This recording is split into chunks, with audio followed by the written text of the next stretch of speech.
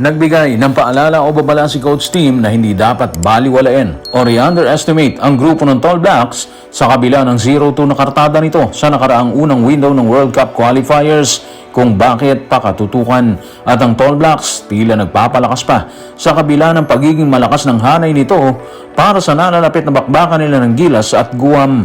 Tutukan po natin ang lahat ng yan, pero bago yan, pakisubscribe, like and share na lang muna para pareho tayong updated. Sa huling pahayag ni Coach Tim Cone, sinabi nito na hindi dapat baliwalayan ang 0-2 record ng New Zealand Tall Blacks sa patuloy na ginaganap na World Cup qualifiers. Ayon sa kanya, dikdikan ang mga nasabing laban sa Australia. Narito ang kanyang paglalahad. Tutukan natin si Coach Tim sa report ni Richard D. ng The Manila Times. Australia kagad yung nakalaban nila sa unang window. Halos inaasahan na magsisimula silang 0-2. Pero dikit ang parehong laro eh. Yung isa pa nga, buzzer beater, kaya hindi dapat silang maliitin dahil lang sa record nila. Alam niyo mga ka-playoffs, kung yung mga miyembro ng LGBTQ sa kanto ang kakausapin natin tungkol sa pahayag ni Coach Tim Cone, sasabihin nila sa iyo, true. Marin silang sasangayon sa pahayag ng coach ng Gilas na hindi dapat i-underestimate ang hanay ng Tall Blacks.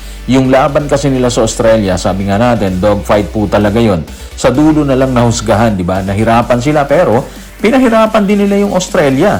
Muntik pa nilang talunin ng Boomers doon.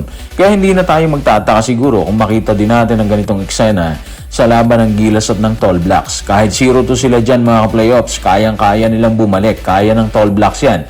Yun yung sinasabi ni Coach Tim Cone. Kaya kahit sobrang titikas ng ating grupo, kung halimbawa maging okay si Kai Sotto, kasi base sa lumalabas na report, baka hindi siya makasama sa hanay eh. Kaya kahit andyan siya, si Kai Sotto, si QMB, si AJ Edu at si Junmar Fajardo, mahihirapan pa rin ang Gilas Pilipinas sa laban mga playoffs.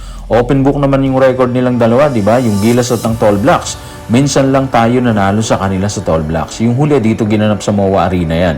So kakailanganin dito ng grupo ni Coach Tim ng matinding depensa.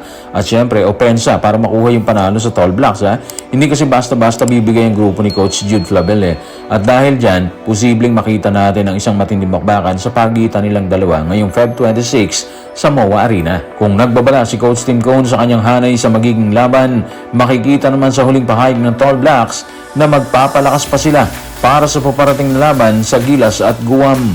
Sa isang mensaheng inilabas nito sa Instagram, kapansin-pansin ang pagpili ng grupo sa ilang manlalaro para samahan ang Tall Blacks sa World Cup qualifiers. Narito ang kanilang pahayag. Tutukan natin ang pahayag ng Tall Blacks sa kanyang official IG sa instagram.com. Tuloy-tuloy ang pag-iikot namin para ipakilala ang mga Tall Blacks na nagre-represent ng bansa sa iba't ibang panig ng mundo. Sa Part 2, tampok ang ilan sa aming mga players na kasalukuyang naglalaro sa iba't ibang liga at kontinente. Sino ang gusto niyong makita na mapasama sa lineup para sa paparating na World Cup qualifying window sa huling bahagi ng Pebrero? Silipin natin itong mga playoffs ha. Base sa mga larawan na inilabas ng Tall Blacks, nagtatanong ang grupo sa fans kung sino sa mga players na sina Walter Brown ng University of Nevada, Jordan Ngatay ng Kagawa Fire Arrows ng Japan, Kaya Isaac ng Tarleton State University sa US, si Tobias Cameron ng Cheshire, Phoenix, England, Bryden Inger ng Hemelstorm, England, Carter Hopoy ng Valparaiso, USA, at Sam Timmins ng Chunlong, Hong Kong ang posibleng ipasok nila sa hanay ng Tall Blacks. Ibig sabihin nito mga playoffs, yung grupo na sumabak sa unang window kalaban ng Australia, sobrang powerhouse na po nun, pero heto sila ha, hindi sila nasisiyahan sa anumang meron sila ngayon, di ba? Kung kaya pa nilang mas lumakas, magpapalakas pa sila. Yun ang mentality nila sa ngayon. Siguro malaking impact talaga ng pagkatalo nila sa Australia. Dahilan para maghanap pa sila ng mas bago at mas maabilidad na player na kayang sabayan yung mga kalaban. Siyempre yung tanong, ano ang magiging impact nito sa hanay ng Gilas Pilipinas na haharapin ang grupo sa MOA Arena ngayong Feb 26? Well, para sa akin malaki kasi nakikita natin dito na gutom sila talaga sa panalo.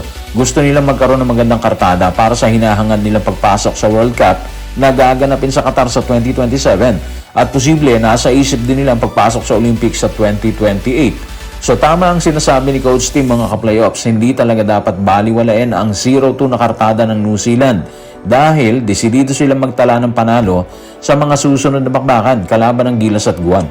So good luck siguro sa hanay natin mga playoffs. Sana maisahan ulit natin ng Tall Blacks, no? Although mahirap, pero sabi nga nila, bilog naman yung bola.